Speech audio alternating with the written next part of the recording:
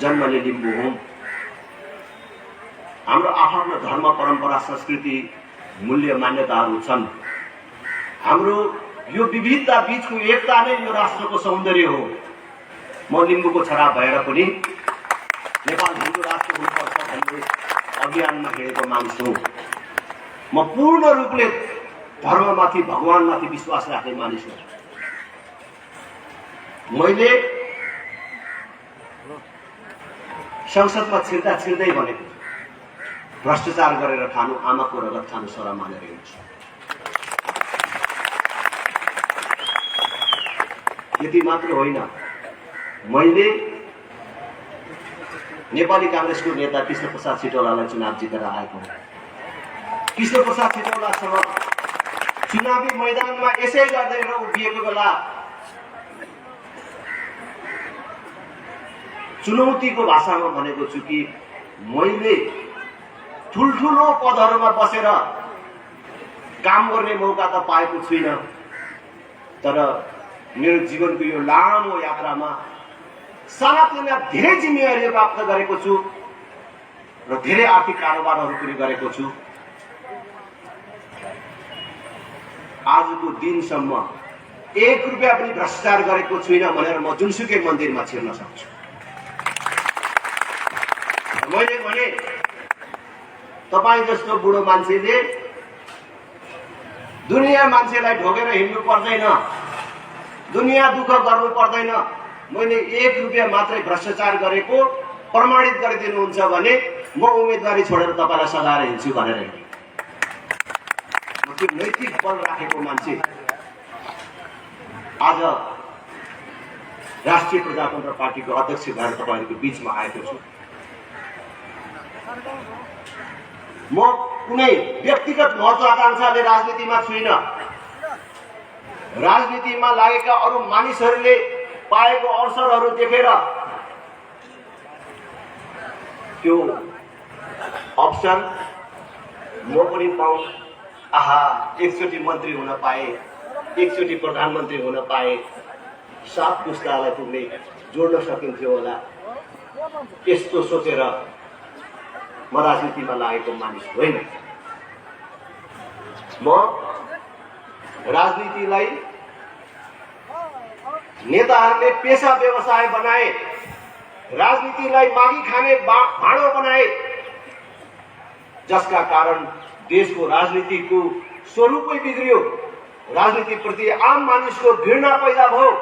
राजनीतिलाई मानिसहरूले र खास गरी युवा समुदायले छ्या भन्न थाले। यसलाई परिवर्तन नगरिकन, राजनीतिमा असल मानिसहरूलाई आकर्षित नगरिकन, राजनीतिमा युवाहरूलाई आकर्षित नगरिकन, युवाहरूलाई हस्तक्षेपकारी ढङ्गले नल्याइकन यो देश त बन्दैन। त्यसकारणले राजनीतिमा हस्तक्षेपकारी ढङ्गले आउनु पर्यो। राजनीति पेशा व्यवसाय होइन, देश सेवा गर्ने सर्वोत्तम माध्यम हो भन्ने ठानेर म राजनीतिमा छु। त्यसकारण यो बिग्रेको राजनीतिलाई सच्याउनको लागि तपाईहरुको सबैको साथ सहयोगको लागि म हार्दिक अपील गर्न चाहन्छु। आज कस्ता नेताहरूको फेला पर्यो। एमसीसी एक दिन ठिक हुन्छ, अर्को दिन बेठिक हुन्छ।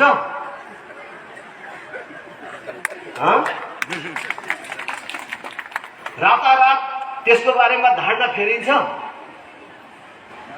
एमसीसी ठिक हो कि बेठिक हो त्यो आफ्नो ठाउँमा होला, तर यसका कारण यो ठिक हो कि बेठिक हो भन्ने कुरामा ठूला राजनीतिक दलहरूको अलमलका कारण आज अन्तर्राष्ट्रिय जगतमा नेपालको विश्वसनीयता पुग्यो। दलहरूले वैदेशिक सम्बन्धलाई सत्ता चढ्ने सिँढीको रूपमा प्रयोग गरे, जसले गर्दाखेरि आज विश्वका महाशक्ति राष्ट्रहरू रणनीतिक रूपमा प्रतिस्पर्धा गर्दै हाम्रोसम्म आइपुगेका छन्। मात्रै होइन, रणनीतिक मात्र होइन, प्रत्यक्ष रूपमा अहिले अरनघटन गर्न थाले। यसको नोक्सान कांग्रेस एमाले माओवादीले मात्रै बिहोर्नु पर्छ, यसको नोक्सान देशले बिहोर्नु पर्छ, जनताले बिहोर्नु पर्छ।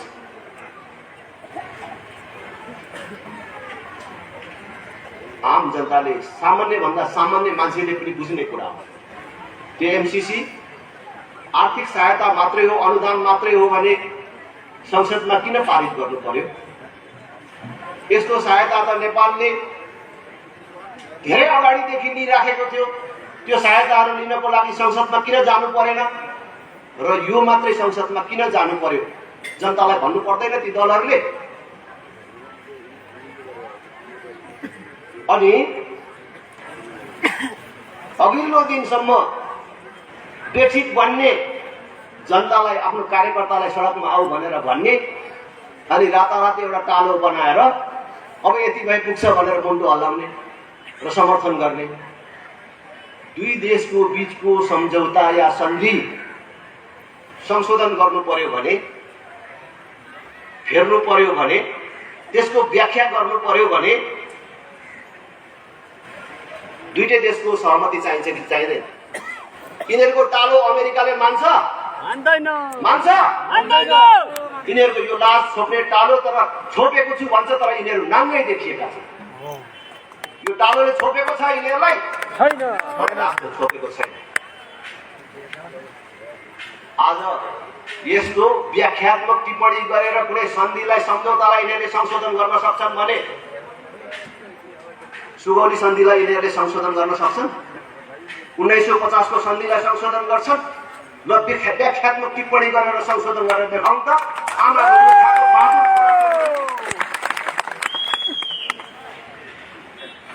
जनताले अब बुझ्ने दिन आएको छ। मैले फेरि पनि भन्छु, आज के कुरामा तपाईलाई चित्त बुझाउने ठाउँ छ? कुनै पनि बेला युक्रेनको नीति बिहोर्न पर्ने अवस्था आउन सक्ने देखिसक्यो। त्यस्तो नहोस्।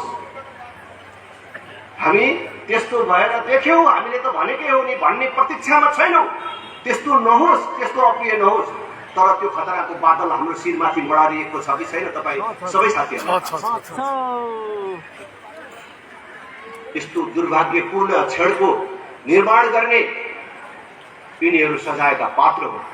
तर यिनीहरूलाई कम्तीमा राप्रपाले चाहिँ भन्दैन कालो मोसो दल्नुपर्छ, जुत्ताको माला लाउनुपर्छ, ठाउँ ठाउँ बाटो छेक्नुपर्छ भन्दैन। यिनीहरूलाई चुनावमा सजाय दिनुपर्छ। जनताले चुनाव आइराखेको छ। स्थानीय तहको, प्रदेश तथा प्रतिनिधि सभाको निर्वाचन अब 1 वर्षभित्रमै सम्पन्न हुनेछ। यसमा चुनाव हुनुपर्छ। आज देशको अर्थतन्त्रको हिसाब धेरै कुरा साथीहरूले सुनाइसक्नुभयो। हाम्रो वैदेशिक ऋण अथवा राष्ट्रिय ऋण भनौँ, राष्ट्रिय ऋण 4 वर्ष अगाडि 8 खरब थियो। जब संघीयता कार्यान्वयन भयो,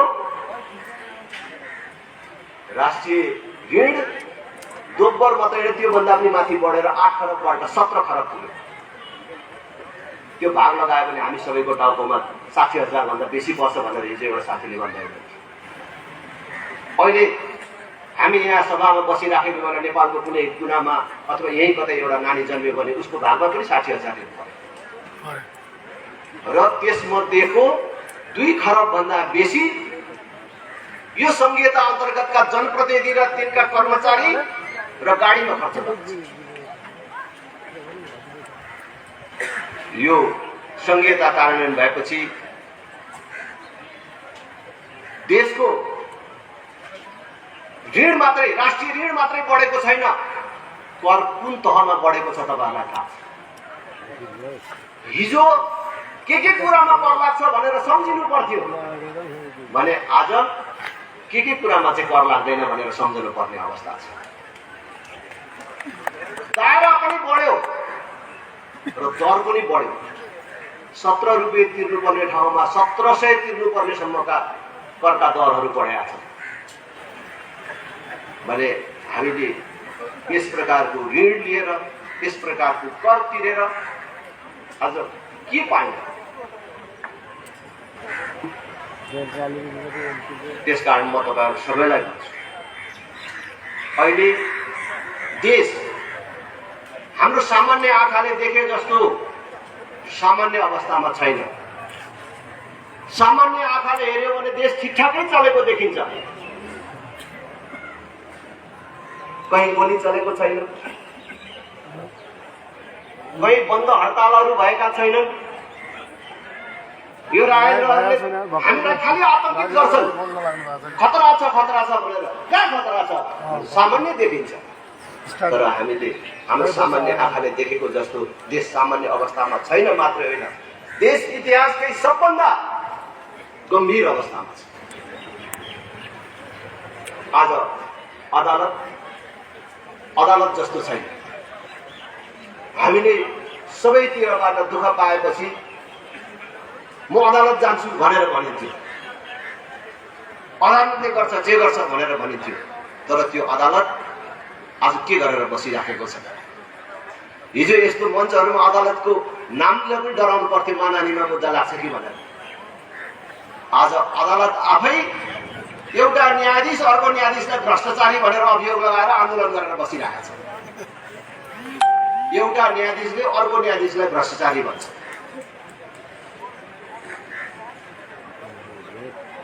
संसदको कुरा मैले भन्नै पर्दैन। संसदको अवस्था के छ? संसद जस्तो छैन। सरकार त कहाँ छ? न मान्छेले मल बिउ टाइममा पाउँछ, न महाकालीमा जयसिंह धामी बगेको त्यसले थाहा पाउँछ, न महाकालीको मुहान परिवर्तन के अरे भाव परिवर्तन गरेको थाहा पाउँछ। अहिले ब्याङ्कमा पैसा छैन, अत्यावश्यकीय सामानहरू आयात गर्नको लागि डलरको कमी छ। त्यही सरकार भन्छ, त्यही राष्ट्र ब्याङ्क भन्छ। तर त्यही सरकार बिचौलियाहरूको पृष्ठपोषण गर्नको लागि चुनावमा पैसा बटुल्नको, चुनावमा चाहिने पैसा बटुल्नको लागि सुपारी, मरिच, केराउ जस्ता सामानहरू चाहिँ आयात गर्न लगाइरहेको छ। हाम्रो भाइ छोराहरूले अरबको मरुभूमि र मलेसियाको जङ्गलमा रगत पसिना बगाएर पैसा यहाँ पठाउने, अनि उनीहरूले पठाएको पैसा डलरमा परिणत गरेर राखेको पैसा सुपारी, मरिच, केराउ जस्तो चिजहरू आयात गर्ने, जुन चिज यहाँ खपत हुँदैन र त्यो यहाँ आएपछि हामीले भारतमा पठाउन पाउँदैनौँ र त्यसबाट कुनै राजस्व आउँदैन। उनीहरूले पुलिस लगाएर सुरक्षा दिएर तस्करको माध्यमबाट पठाउँछन् र यिनीहरूले अरबौं कमिसन लिन्छन्। उनीहरू चुनावी खर्च बटुल्नको लागि यस प्रकारको काम गरिरहेको छ। तपाईहरुलाई थाहा छ, ब्याङ्कमा पैसा छैन भन्छ हैन, ठुल्ठुलो ऋण पनि पाइँदैन, मात्र हैन ठुल्ठुलो चेक पनि साटिँदैन भनेर भन्छ। पैसा कहाँ गयो? नेपाली नोट कहाँ गयो होला त? ठुल्ठुलो नेताहरूको घरमा थाम्दा छ। किनभने कमिसनको नाममा आएको पैसा ब्याङ्कमा जम्मा गर्दा त आम्दानीको स्रोत देखाउनु पर्यो। ब्याङ्कमा जम्मा गरौँ, मान्छेले थाहा पाउँछ फल्नाको त यति करोड रहेछ भनेर। अब जग्गा बेचेको भए, घर बेचेको भए, व्यापार गरेर कमाएको भए, ट्याक्स तिरेर आएको पैसा भए त अरब जम्मा गरे पनि उहाँ त अरबपति हुनुहुँदो रहेछ भन्ने हुन्थ्यो। तर अब स्रोत नखुलेको पैसा कहाँ राख्ने त? बाकसमा राख्ने, माटो मुनि राख्ने, लुकाएर राख्ने। साराका सारा नोटहरू आज ठुल्ठुला नेताहरूको घरमा थन्किएर बसेको छ, जसले गर्दाखेरि आज ब्याङ्कको पैसा छ। यो शुभ सङ्केत होइन, एउटा असफल राष्ट्रको चिन्ह। देश असफल बाटोतर्फ गइराखेको छ। त्यसकारण हामीले ढिलो गर्नु हुँदैन। एकचोटि हेरौँ, पर्खौँ भन्नु हुँदैन। म पनि पहिले गाउँघरमा भोट माग्न जाँदाखेरि मानिसहरू के भन्थे भने अब एकचोटि चाहिँ हेरिन्छ राखेर आफ्नै पार्टीलाई, अनि पनि गरेर छ भने अर्कोचोटि हेरौँला। तर अब एकचोटि हेरौँ भन्ने समय छैन है, यो भन्नुमा आयो। हामीलाई पर्खिने सुविधा छैन। हामीले आजसम्म आफैले गरेको मतदानको कारण यो बर्बादीमा हामी पनि सहभागी भयौँ। तर अब थप बर्बादी बिहोर्न सक्ने क्षमता देशको छैन। अब पनि फेरि तिनै पार्टीलाई मत दिने, सघाउने र तिनीहरूलाई एकचोटि हेर्छु भन्ने हो भने हामी त बर्बाद भयौँ। हामीले हाम्रो भावी सन्ततिको भविष्य समेत बर्बाद गर्ने काममा सहभागी भएको ठहरिनेछ। त्यसकारण राष्ट्रिय प्रजातन्त्र पार्टी तपाईहरूको बीचमा विकल्पको रूपमा आएको छ। म मनसा वाचा कर्मणा भन्छु। म हरेक अग्नि परीक्षामा उत्रन तयार छु। म राष्ट्रिय प्रजातन्त्र पार्टीको अध्यक्ष हुँ। म मेरो प्रतिबद्धता जसरी देशभरि व्यक्त गरेर हिँडेको छु, यहाँ पनि व्यक्त गर्न चाहन्छु। फेरि पनि भन्छु, भ्रष्टाचार गरेर खानु आमाको रगत खानु सरम मानेर हिँड्छु। त्यो पार्टीको अध्यक्षले त्यो प्रतिबद्धता व्यक्त गर्छ भने पक्कै पनि पार्टीमा पनि केही फरक पर्छ। मेरा 100 का 100 मान्छे दुधले नुहाएका छन् भनेर मैले पनि ठिक पार्दै लान्छु। मलाई विश्वास ठिक हुन्छ। यो कठिन काम कठिन बाटो लिएको छु। मलाई थाहा छ यो सजिलो काम छैन, तर यो चुनौती यो लिम्बूको छोराले स्वीकार गरेर हिँडेको छ। तपाईँहरूले मद्दत गर्नुहोस्। म सबै विषयको ज्ञाता पनि होइन, सबै विषयमा जान्ने मान्छे पनि होइन। म अहिले राप्रपाको अध्यक्ष भएँ, कमल थापा जस्तो मान्छेलाई हराएर भएँ। यसको मतलब म राप्रपाको सबैभन्दा जान्ने मान्छे पनि होइन, तर मेरो नियत सफा छ। म इमान्दार छु। यो दुईटा कुराको लागि मलाई कसैको मद्दत चाहिँदैन। म इमान्दार हुनु मलाई कसले मद्दत गर्नु पर्यो? म आफै भएको होइन। देशका प्रति जनताको प्रति मेरो नियत स्पष्ट छ। त्यसमा पनि मेरो नियत पनि कसैले बिगार्दिन सक्दैन। तर सफल हुन तपाईहरु सबको साथ चाहिन्छ, देशको साथ। मैले मेरो पार्टीको साथीहरूलाई त मैले आह्वान गरेर नै मलाई साथ दिनुभयो र मलाई अध्यक्ष बनाउनुभयो। म आज देशको साथ माग्न आएको छु। फेरि पनि भन्छु तपाईहरुलाई, उतातिर त हामी गोठ भन्छौँ, गाई बस्तु बाँधेर राख्ने ठाउँलाई। तपाई कुनै बेला कांग्रेसले राम्रो गर्छ होला, एमाले पो राम्रो गर्छ होला, है त्यो भन्दा पनि बेसी त यो माओवादीले गर्ला जस्तो छ। किनभने आफू जस्तै मान्छे मार्नु, मर्न पनि तयार हुनु चान्सुने कुरा होइन। यत्रो आँट गरेकाहरूले यिनीहरूले देशका प्रति त केही सोचेकै होला भनेर फेरि माओवादीतिर लाग्नुभयो होला, कता कता लाग्नुभयो होला। तर तिनीहरूले गरेनन् मात्र होइन, देशलाई बर्बादीको यो बिन्दुमा ल्याइ पुर्याए। त्यो सब कुरा तपाईहरुलाई थाहा छ भने तपाई कांग्रेस एमाले माओवादीको गोठमा बाँधेर राखेको गाई बस्तु होइन नि त।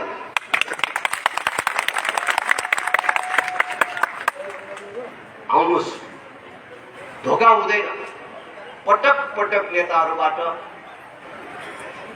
धोका पाएको, पार्टीहरूबाट धोका पाएको तपाईको मन अहिले पनि अलिअलि राप्रपाप्रति विश्वास जारी राखेको पनि पूर्ण रूपमा तपाईहरु विश्वस्त हुन सक्नु भएको छैन होला। तर विश्वस्त हुनुहोस्, धोका हुँदैन। म पटक पटक कालको मुखबाट फर्केर आएको मान्छे हुँ। एकचोटि माओवादी मात्रै होइन, त्यसबेला 7 पार्टीको संयुक्त मोर्चा थियो। 7 पार्टी र माओवादी समेत मिलेर 8 पार्टीले संयुक्त आक्रमण गरेर अब यति भयो, यो मान्छे बाँच्दैन, बाँच्यो भने पनि गरी खान सक्दैन भनेर बीच सडकमा फ्याँकेको मान्छे, आक्रमण गरेर फ्याँकेको मान्छे बचेर आए, कालको मुखबाट फर्केर आए। त्यसरी बाँचेर आएको मान्छे अस्ति कोरोनाको महामारीको बेला अलिकति मात्रै पनि ढिलो भएको भए म यहाँ यो ठाउँ देख्न पाउने थिएन। त्यहाँबाट पनि फर्केर आए, पटक पटक कालको मुखबाट फर्केर आए। के तपाईहरुलाई धोका दिने फर्केर आएको होला त? मेरो मनमै के विश्वास छ, म आफैलाई भने म तपाईहरुको अनुहारमा उज्यालो नल्याइकन, तपाईहरुको मनमा हाँसो नल्याइकन, देशको सेवा नगरिकन, तपाईहरुको शिर उच्चो नगरिकन म मर्दैन। मर्न त मर्नै पर्छ, नमर्ने अजम्बरी त कोही पनि छैन। मलाई पनि थाहा छ यो राजेन्द्र लिङ्गदेन पनि एक दिन विसर्जित हुनै पर्छ। तर म केही नगरी मर्दिन भन्ने विश्वास मलाई छ र केही नगरी मर्दिन भनेको मतलब तपाईहरुलाई दुःख दिएर मर्छु भन्ने होइन, तपाईहरुलाई खुसी नतुल्याइकन तपाईहरुको अनुहारमा हाँसो र खुसी नल्याइकन मर्दिन भन्ने एकचोटि साथ दिनुहोस्। म साथ माग्न आएको छु, राष्ट्रिय प्रजातन्त्र पार्टीको तर्फबाट साथ माग्छु। भोट आइराखेको छ, भोट दिने कुरा सामान्य कुरा होइन। भोट दिने कुरा छोडिदिने भन्दा पनि ठुलो कुरा हो। छोडिदिँदाखेरि तपाईले कतिचोटि विचार गर्नुहुन्छ? आफन्तलाई सोध्नुहुन्छ, त्यो हेरेको केटाका वरिपरिका मान्छेलाई सोध्नुहुन्छ त्यो कति पढेको छ, जाँडोक्सी खान्छ कि खाँदैन, चिठी डुलाएर हिँड्छ कि हिँड्दैन, सारा सोधेर दिनुहुन्छ। 1000 चोटि सोच्नुहुन्छ। तर त्यसरी सोचेर दिएको मान्छे पनि कहिलेकाहीँ गलत परेछ भने, गल्ती ठाउँमा परेछ भने दुःख त्यही तपाईको एउटा छोरीले पाउँछ, अरूले पाउँदैन। अलिअलि घरमा स्वाभाविक रूपले दुःख हुन्छ, तर तपाईले दिएको एउटा भोट बेइमानलाई परेछ, गद्दारलाई परेछ भने त सारा देशले दुःख पाउँछ। हेर्नु त के कुरा संसदमा पास गर्न ल्याउन थाले, संसदमा पास गरेपछि सबै चोखो हुन्छ र राम्रो हुन्छ भन्ने व्याख्या गर्न थाले। संसदले गरेको सबै निर्णय राम्रो हुन्छ? संसदले गरेको सबै निर्णय राम्रो हुने भएको भए महाकाली सन्धि किन राम्रो भएन? उनीहरूले भनेको होइन, महाकाली सन्धि भइसकेपछि देखौला पश्चिमबाट सूर्य उदाउँछ भन्ने यिनीहरू होइन, त्यही कांग्रेसले भनेको होइन, त्यही एमाले भनेको होइन। महाकाली सन्धि भएको कति वर्ष भयो? के पायो नेपालले, के पायो नेपालीले? संसदले गरेको निर्णय सबै कुरा राम्रो हुँदैन भन्ने कुरा त सिक्किममा देखिएको छ। 2032 सालसम्म हाम्रै छिमेकमा सिक्किम भन्ने देश थियो। आज पनि सिक्किम त छँदैछ, नाम त्यही छ। त्यहाँको माटो कसैले बोकेर लगेको छैन, तर आज सिक्किम भन्ने देश छैन। यस्तै संसदले निर्णय गरेर सिक्किमलाई भारतमा विलय गर्ने निर्णय। त्यसकारणले संसदले गरेको सबै निर्णय ठिक हुँदैन र आज त्यही कुराको पछि हामीलाई लगाइराखेको छ, त्यही कुराको पछि हामी लागिराखेका छौँ। त्यसकारण संसदमा पनि ठिक मान्छे पठाउनु पर्यो, स्थानीय तहमा पनि ठिक मान्छेहरू हुनु पर्यो। अब ठिक समय आएको छ, हामीले ठिक मान्छे छानौँ, ठिक पार्टी छानौँ। आफ्नो हातमा शक्ति आएको बेला त्यो शक्तिको दुरुपयोग गर्यौँ भने त रुएर बस्ने बाहेक त के कुरा रहन्छ हामीसँग? त्यसकारणले गल्ती नगरौँ भन्ने म आग्रह गर्न चाहन्छु। स्थानीय तहको निर्वाचनमा पनि हाम्रा प्रतिबद्धताहरू छन्। फेरि भोट माग्न आउन भ्याउँछु कि भ्याउँदिन, एकचोटि राष्ट्रिय प्रजातन्त्र पार्टीलाई सहयोग गरेर हेर्नुहोस्।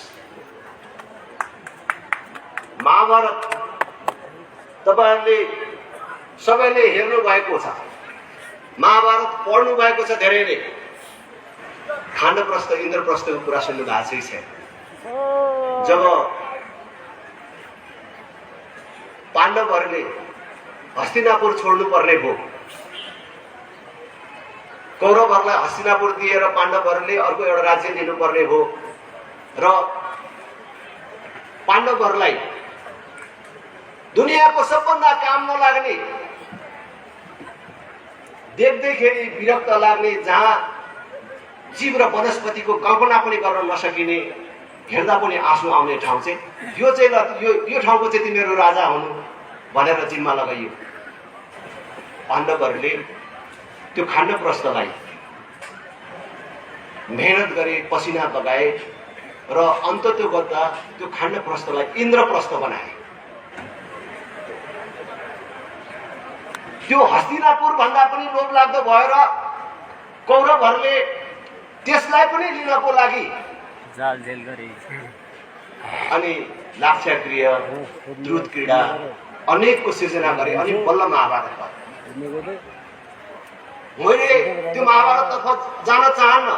यसो हेरेको राजा वीरेन्द्रको परिकल्पनाको यो वीरेन्द्रनगर, आहा यत्रो अनन्त सम्भावना बोकेर बसेको छ।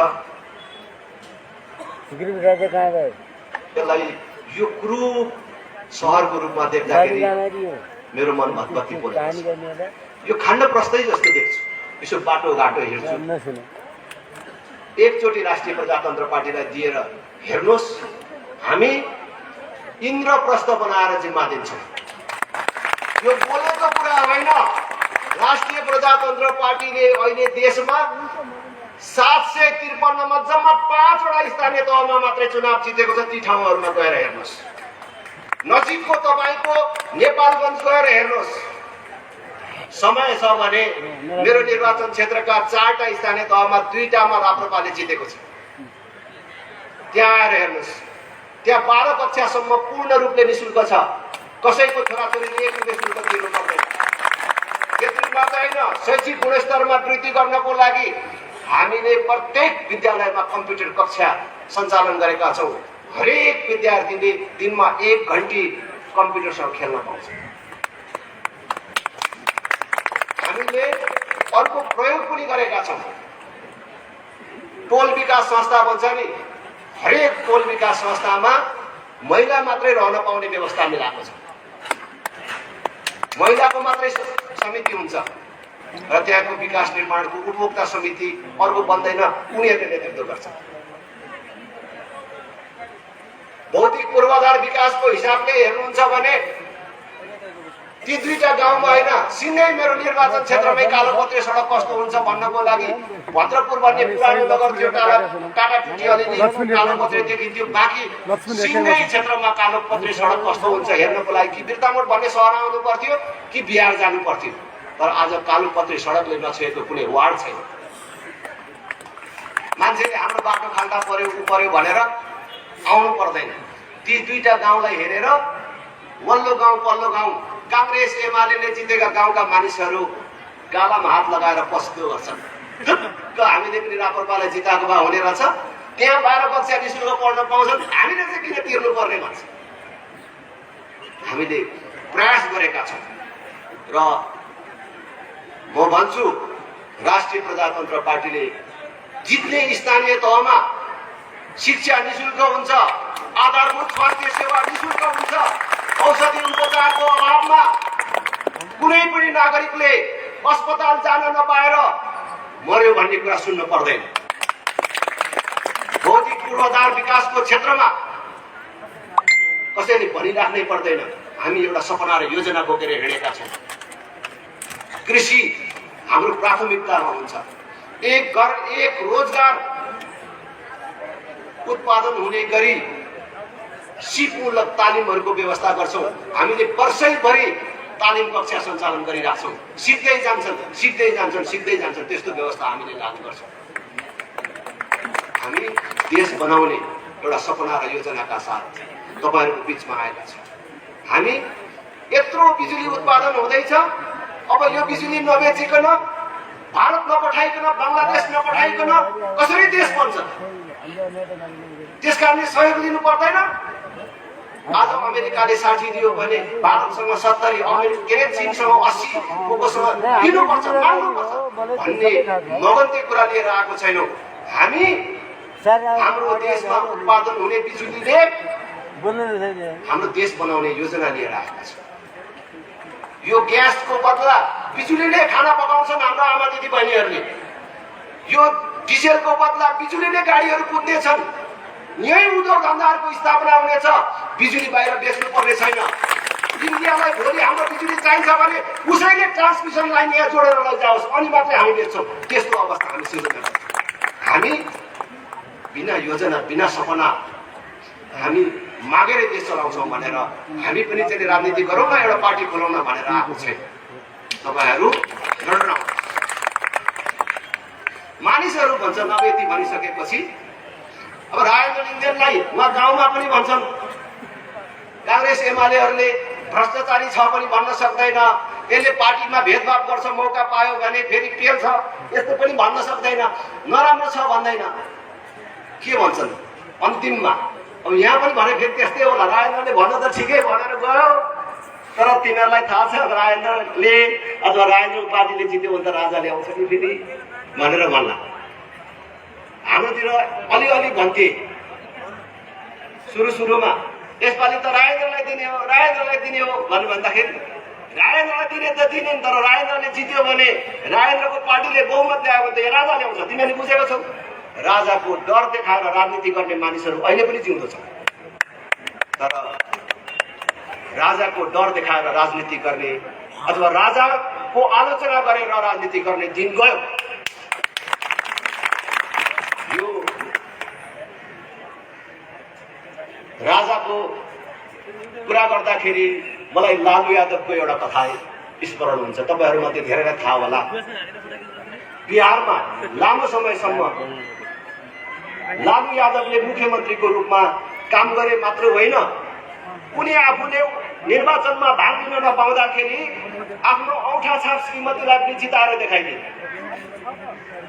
तर एउटा चुनावमा एउटा गाउँमा गाउँलेले सिंगै सल्लाह गरेछन्, यो चोटि चाहिँ लालु यादवलाई भोट नदिने भने। त्यो कुरा थाहा पाएर लालु यादव गाउँमा पुग्यो। गाउँलेहरूले विरोध गरे, तिमी आउनु पनि पर्दैन, कुनै भाषण छाड्नु पनि पर्दैन, तिम्रो कुरा सुन्दैनौ पनि, एउटा भोट पनि दिँदैनौ। लालु यादवले यसो विचार गरेपछि किन रिसाएछ यिनीहरू? 100 त रिसाउनु पर्ने कुनै कारण छैन।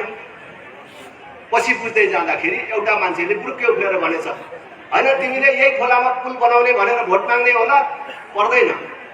तिमीले अब यो खोलामा पुल बनाउनु पर्दैन, हामी भोट पनि दिँदैनौ, तिमीले पुल पनि बनाउनु पर्दैन भनेपछि बल्ल उनले थाहा पाएछ, ए यिनीहरू रिसाएको भनेको त यही खोलामा पुल नबनाएर पो रहेछ भन्ने थाहा पाएपछि अनि उसले चाहिँ भनेछ, ए तिमीहरू मैले यही खोलामा पुल बनाइन भनेर रिसाएको? ठिक छ, तिमीहरू गाँजा खेती गरेर बस्छौ होइन? यहाँ तिमीहरूले गाँजा खेती गरेर भए पनि आफ्नो जीवन चलाएको छौ, छोराछोरी पालेको छौ, तिमीहरूलाई पुलिस आएर दुःख नदियोस् भनेर मैले पुल नबनाएको। के तिमीहरूलाई पुल चाहियो? ल ठिक छ, आज रातभरिमा पुल बन्छ, तर पुलिस आएर पक्रेर लग्यो भने उकासी माग्न मेरोमा नआउनु भनेर भने। त्यसो गरेपछि त चम्की राखेको मान्छेहरू त सबै कारापुरु होइन? अनि यसो अर्कोलाई हेऱ्यो, अर्कोलाई हेऱ्यो, आहा नेता भनेको त नेतै हो हेर, कति परको कुरा सोचेको हेर त लालुले। हामी जनतै मूर्ख हो कि पुल पुल पुल भनेर हत्या गर्छौँ। हेर त उसले हाम्रो लागि कति परको कुरा, कत्रो धेरै ठुलो कुरा सोचिदिएको रहेछ। अनि लालु यादव जिन्दाबाद भने फेरि लालु यादवलाई भोट दिए। त्यसरी उनले जनतालाई मूर्ख बनाउँदै भोट लिँदै बिहारमा शासन गर्दै आयो। तर जब जनताले थाहा पाए यो लालु मोराले त हामीलाई त मूर्ख पो बनाइराखेको रहेछ भन्ने थाहा पाए, नीतिश कुमारलाई जिताए। आज बिहारको परिवर्तन विकास हेर्नुहोस्, हामीले पनि थाहा पाउने बेला भएको छ। अहिले राजाको डर देखाएर जनतालाई मूर्ख बनाउने प्रयास गरिराखेका छन्। किनभने कांग्रेससँग, एमालेसँग, माओवादीसँग हामीले यो 31 वर्षमा देशका लागि, जनताका लागि यो चाहिँ गर्यौं भन्ने के कुरा छ? कोही कांग्रेस, कोही एमालेको, कोही माओवादीको साथीहरू हुनुहुन्छ यो सभामा हात उठाएर भन्ने, ए राजेन्द्र कांग्रेस, एमाले, माओवादीले धेरै बिगारे, तर पनि कांग्रेसले गरेको यो काम चाहिँ बिर्सिनु हुँदैन है भन्ने कुनै काम छ? कुनै काम छ? एमालेले यो चाहिँ काम गरेको छ है देशको लागि, यो चाहिँ बिर्सिनु हुँदैन भन्ने कुनै काम छ? माओवादीले देशको लागि, जनताको लागि गर्यो है, हाम्रो सुर्खेतको लागि चाहिँ गरेको छ है भन्ने कुनै कुरा छ? अनि उनीहरूले देशको लागि, जनताको लागि गर्यौं भनेर भन्ने कुनै कुरा नभएपछि अनि लालु यादवले पुलिसको डर देखाएको जस्तै यो कांग्रेस, एमाले, माओवादीहरू राजाको डर देखाउँछन्। तर त्यो दिन गयो। राजेन्द्र लिङ्गदेनहरूले नेपालमा राजा चाहिन्छ, हिन्दू राष्ट्र चाहिन्छ भनेको कुनै स्वार्थको कारण होइन। तपाईहरु अलिकति पनि बुझ्नेहरूले याद गर्नु होला, हामीले म जस्तो मानिसहरूले कुन बेला नेपालमा राजा चाहिन्छ, हिन्दू राष्ट्र चाहिन्छ भन्ने पार्टीमा लागेको हो। 62-63 को राजनीतिक परिवर्तनपछि जुन बेला राजाको नाम लिँदा जुन बेला हिन्दू राष्ट्रको नाम लिँदा जिब्रो थुतिन सक्ने अवस्था थियो, त्यस्तो बेला हामीले राजा चाहिन्छ, हिन्दू राष्ट्र चाहिन्छ यो देशमा भनेको। हाम्रो कुनै व्यक्तिगत स्वार्थले होइन। कुनै दिन सांसद हुँला, मन्त्री हुँला, राजा फर्केर राजाले हामीलाई प्रधानमन्त्री बनाइदिएला भनेर हामीले राजा चाहिन्छ, हिन्दू राष्ट्र चाहिन्छ भनेको होइन। हामी त बरु एउटा वडाको सदस्य नभएर मरौला, तर देश जोगाउने, जनतालाई जोड्ने, नेपाली जनताको एकता र पहिचानसँग सम्बद्ध यी विषयहरू तलमाथि हुनु हुँदैन। यो तलमाथि भयो भने नेपालको राष्ट्रिय एकता खतरामा पर्छ, राष्ट्रियता खतरामा पर्छ भनेर हामीले यो मुद्दा मर्न नदिनको लागि हामीले राजा चाहिन्छ, हिन्दू राष्ट्र चाहिन्छ भनेर त्यसबेला आठ गरेको र आज त्यो कुरा सत्य प्रमाणित हुँदै गएको छ। फेरि पनि म सिक्किमको कुरा तपाईँहरूलाई दोहोऱ्याउन चाहन्छु। 32 सालसम्म हाम्रो छिमेकमा सिक्किम भन्ने देश थियो। त्यहाँ यहाँ जस्तै यस्तै राजाको विरुद्ध आन्दोलन गराइयो, आन्दोलन भयो, राज संस्था समाप्त भयो, सिक्किम भन्ने देश पनि समाप्त भयो। त्यही खतरा हाम्रो देशमा छ। आज राजा महको हुन्छ भनेर भनिथ्यो होइन, भनियो नि, राजा सेतो हात्ती हो, हामीले तिरेको तिरो जति सबै राजा र उसको परिवारलाई पाल्नमै खर्च हुन्छ। अनि अलि उब्रिएको पैसा पनि स्विजरल्यान्डको ब्याङ्कमा लगेर राखेको छ। त्यो स्विजरल्यान्डको पैसा मात्रै फर्काएर ल्याउने हो भने हरेक मान्छेलाई 4-4 बिघा जग्गा र 5-5 तोला सुन पुग्छ भनेर भन्थ्यो। आज नेपालमा राज संस्था हटेको कति वर्ष भयो? 15 वर्ष लाग्यो। स्विजरल्यान्डको ब्याङ्कमा राजा रानीको नाममा कति पैसा रहेछ त फर्काएर ल्याउन सके? ल्याए खोइ? राजा रानीको नाममा कहाँ खाता खोलिएको छ, कहाँ कति पैसा छ भनेर खोज्ने समिति बनेको थियो र त्यो समितिको संयोगले मेरै निर्वाचन क्षेत्रको किशोर प्रसाद सिटौडा हुनुहुन्थ्यो। खोइ 1 रुपियाँ कहीँबाट आएको हामीले सुनेको छैन। बरु यो गणतन्त्र आएपछि स्विजरल्यान्डको ब्याङ्कमा झन्डै 70 अरब पैसा नेपालीहरूको जम्मा भएको छ। कसको पैसा हो? त्यसैले मैले त संसदमा भनेको छु त्यो पैसाको खोजी हुनु पर्यो, को कसको हो छानबिन हुनु पर्यो। त्यति मात्र होइन, यो देशमा भ्रष्टाचारको अन्त्य गर्ने हो भने 2046 सालपछि यो देशका बनेका उच्च पदस्थ सबै नेता कर्मचारीहरूको सम्पत्ति छानबिन हुनु पर्यो भनेर भने। राजा महँगो रहेछ कि राष्ट्रपति महँगो रहेछ त्यो पनि देखिसक्नुभयो। हिजो राजालाई दिने सेवा सुविधा सबै राष्ट्रपतिलाई दिनै पर्यो, तर प्रत्येक 5 वर्षमा निस्किने अर्को राष्ट्रपति पूर्व राष्ट्रपति भएर निस्किन्छ, उनलाई पनि पूर्व राष्ट्रपतिको हैसियतले सेवा सुविधा दिँदै जानु पर्यो। अहिले रामवरण यादव हुनुहुन्छ, अब 1 वर्षपछि विद्यादेवी भण्डारी पनि थपिनुहुन्छ। हरेक 5 वर्षमा अर्को पर्साई थपिएला, अर्को कणेर थपिएला, अर्को राजपूत थपिएला। हरेक 5 वर्षमा थपिँदै जाने पूर्व राष्ट्रपतिलाई हाम्रो रगत पसिनाबाट तिरेको तिरोबाट नमरिन्जेल पाल्दै जानुपर्छ भनेपछि राजा महँगो रहेछ कि राष्ट्रपति व्यवस्था महँगो रहेछ? त्यसकारण हामीले भनेको राजा पूर्ण रूपले संवैधानिक अभिभावकीय संस्थाको रूपमा रहने, प्रत्यक्ष शासन गर्ने होइन, संविधानको परिधिभित्र रहने राज संस्था राष्ट्रिय एकताको प्रतीकको रूपमा चाहिन्छ भनेर हामीले भनेको। आज समयले प्रमाणित गर्यो, यो व्यवस्था पनि फेल भयो। अघि मैले यो नेताहरू काम गर्दैनन् भने नेताहरू मात्रै असफल भएको होइन, मूलत व्यवस्था असफल भयो। अहिलेको चुनाव प्रणाली असफल भयो। अब यो व्यवस्थामा पनि परिवर्तन जरुरी छ, नेतृत्वमा परिवर्तन जरुरी छ। त्यसकारणले मैले सधैँ भन्दै आएको छु, राष्ट्र प्रमुखको रूपमा राज संस्था, जनताले प्रत्यक्ष निर्वाचित गर्ने कार्यकारिणी प्रधानमन्त्री, पूर्ण रूपले समानुपातिक संसद, सांसदले मन्त्री हुन नपाउने व्यवस्था। त्यो गर्यो भने मात्रै चुनावमा पैसा खर्च गर्ने व्यवस्थाको पनि अन्त्य हुन्छ, सांसदको खरिद बिक्रीको पनि अन्त्य हुन्छ, अनि हरेक वर्ष सरकार फेर्ने व्यवस्थाको पनि अन्त्य हुन्छ। नत्र भए याद गर्नुहोस् 2047 सालदेखि अहिलेसम्म 26 वटा सरकार परिवर्तन भयो। यो गणतन्त्र आएको 15 वर्षमा 12 वटा सरकार परिवर्तन भयो। 2/3 नजिक एउटा पार्टीले मत ल्याउँदाखेरि पनि 5 वर्ष सरकार चलाउन सक्दैन भने अनि यो व्यवस्थाले काम गर्यो? त्यसकारण यो व्यवस्थाको पनि हामीले परिवर्तन गर्न जरुरी छ।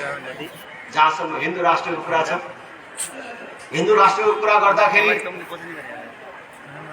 तपाईहरू खास गरी जन्मले कर्मले हिन्दू भएका दिदीबहिनी दाजुभाइहरूसँग म आग्रह गर्न चाहन्छु। अरू गैर हिन्दू दाजुभाइ दिदीबहिनीहरूलाई त म धेरै कुरा भन्न चाहन्न, डराउनु पर्दैन।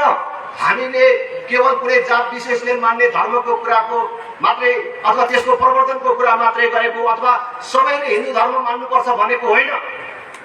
राप्रपा हिन्दूहरूको मात्रै पार्टी होइन, हिन्दूहरूको मात्रै पार्टी, हिन्दू धर्मको मात्रै प्रवर्तन गर्ने अथवा सबैले हिन्दू धर्म मान्नुपर्छ भन्ने भएको भए त राजेन्द्र लिङ्गदेन राप्रपाको अध्यक्ष कसरी हुन्छ? त्यस कारणले मैले योभन्दा धेरै भन्नै पर्दैन। मेरै निर्वाचन क्षेत्रमा राप्रपाको तर्फबाट निर्वाचित गाउँपालिकाको अध्यक्ष मुसलमानको छोरा छ, अन्जार आलम भन्ने। मलाई चुनावमा सबभन्दा धेरै मुसलमानहरूले भोट दिन्छन् भने यो हिन्दू धर्मको कुरा गरेको, हिन्दू राष्ट्रको कुरा गरेको, जसलाई हामीले पूर्ण रूपमा भन्दाखेरि सर्वधर्म समभाव, पूर्ण धार्मिक स्वतन्त्रता सहितको वैदिक सनातन धर्म सापेक्ष हिन्दू राष्ट्र भनेर भनेको छ। यो नेपाली जनताको एकता र पहिचानसँग सम्बन्धित विषय हो। यो हिन्दू राष्ट्रको हामीले राम्रोसँग हिन्दू धर्मको राम्रोसँगले हामीले प्रवर्धन मात्रै गर्न सक्यौँ भने यसको लाभ पुरै देशले लिन सक्छ। यसको बारेमा आज म धेरै कुरा भन्न चाहन्छु। तर जो जन्मले कर्मले हिन्दू हुनुहुन्छ त्यो दिदीबहिनी दाजुभाइहरूलाई चाहिँ म अपिल गरेरै मात्रै जान्छु। म लिम्बूको छोरा, हिन्दू राष्ट्र हुनुपर्छ भनेर हिँड्दाखेरि कति कठिन थियो होला, तर मैले त्यसलाई सामना गरेर यहाँ आइपुगेँ भने तपाईँ जन्मले कर्मले हिन्दू भएका दिदीबहिनी दाजुभाइहरू, तपाईँहरूसँग यहाँ धेरै मैले भेटघाट गर्ने मौका त पाएको छुइनँ, तर मेरो क्षेत्रकै मेरो ठाउँकै अनुभव छ, काठमाडौँतिरको अनुभव छ। खास गरी जन्मले कर्मले हिन्दू भनेको क्षेत्री बाहुन समुदायका दिदीबहिनी दाजुभाइहरू काङ्ग्रेस एमाले माओवादीमा भएर पनि मलाई भेट्दा के भन्नुहुन्छ? राजेन्द्रमा ठिकै गर्दैछौ है तिमी, यो हिन्दू धर्मको कुरा चाहिँ नछोड है, राम्रो गरिराखेको छौ, हाम्रो पनि आशीर्वाद छ, हाम्रो पनि मद्दत छ, के गर्नु अब, हामी त पार्टी छोड्नु मिलेन। हाम्रो नेताहरूले अब त्यस बेला चाहिँ बेइमानी गरेकै हुन्, अलिकति राम्रो गर यसमा भनेर भन्नुहुन्छ। मैले तपाईँहरूलाई भन्न चाहन्छु, आज पनि हामीलाई हेरिराख्नुभएका सुनिराख्नुभएका जन्मले कर्मले हिन्दू भएका काङ्ग्रेस एमाले माओवादीका दिदीबहिनी दाजुभाइहरूलाई पनि लागिराखेको हुनसक्छ। यो हिन्दू धर्मको कुरा चाहिँ ठिकै ल्याएको हो, यो चाहिँ धर्मनिरपेक्ष नबनाएको हुन्थ्यो भन्ने मनमा लागिराखेको होला। हाम्रो नेताहरूले काम बिगारेकै हो यो चाहिँ भन्ने लागिराखेको होला, तर नेताले मात्रै काम बिगारेको छैन। नेताहरू त कतैको दबावमा पर्यो होला, कुनै शर्तबन्दीमा पर्यो होलान्, कतै फसे होलान्, अब बिके पनि होला, तर उनीहरूलाई गएको संविधान सभाका चुनावहरूमा तपाईँ क्षेत्री बाहुन भन्नेको हातले भोट नदिएको भए अथवा काङ्ग्रेस एमाले माओवादीलाई भोट नदिएको भए उनीहरू कहाँ संविधान सभामा पुग्थे र यो धर्मनिरपेक्ष संविधान बनाउँछ। त्यस कारणले यो देशलाई धर्मनिरपेक्ष बनाउनमा उनीहरू जति दोषी छन्, नेताहरू जति दोषी छन्, त्योभन्दा काङ्ग्रेस एमाले माओवादीलाई भोट दिने क्षेत्री बाहुनको हात पनि कम दोषी छैन, यो कुरा याद राख्नु होला। त्यसकारण तपाईँहरूलाई भन्छु, तपाईँ वर्षमा एक दिन आफ्नो पितृलाई सम्झनुहुन्छ, अनुष्ठानको आयोजना गर्नुहुन्छ, वर्षमा एक दिन आफ्नो पितृलाई सम्झेर एक वर्षलाई आफ्नो पितृलाई तृप्त गराए भनेर ठान्नुहुन्छ भने याद गर्नुहोस्, जसले धर्मनिरपेक्षताको पक्षपाती पार्टीलाई भोट हाल्नु भएको छ, तपाईँहरूको अनुष्ठान पूर्ण भएको छैन, तपाईँले पठाएको चिज तपाईँको पितृले पाएको छैन है। किनभने तपाईँको शास्त्रले भन्छ विधर्मीले गरेको अनुष्ठान पूर्ण हुँदैन, त्यो चाहे पण्डित होस् अथवा चाहिँ त्यो कर्ता के भन्छ होइन, दुवैको पूर्ण हुँदैन। त्यसकारणले पण्डित पनि निष्ठामा बसेको हुनुपर्छ अनि त्यो कर्ता पनि निष्ठामा बसेको हुनुपर्छ। त्यसकारणले जसले काङ्ग्रेस एमाले माओवादीलाई भोट दिनुभएको थियो गएको चुनावमा, उहाँहरूको पितृले तपाईँले पठाएको चिज पाएको छैन भन्ने कुरा फेरि दोहोऱ्याएर भन्न चाहन्छु। हाम्रो शास्त्रमा फेरि आत्तिनु पर्दैन। ओहो काम बिग्रिएछ त अब के गर्ने, कसरी सच्याउने त भन्ने तपाईँहरूलाई पिर होला। हाम्रो शास्त्रमा कहीँ गएर बिटु लिएर आयो भने पनि गहुँ छर्कीदेखि चोख्याउने चलन छ नि, चोखिने होइन, पत्या गर्ने कि के भन्छ है।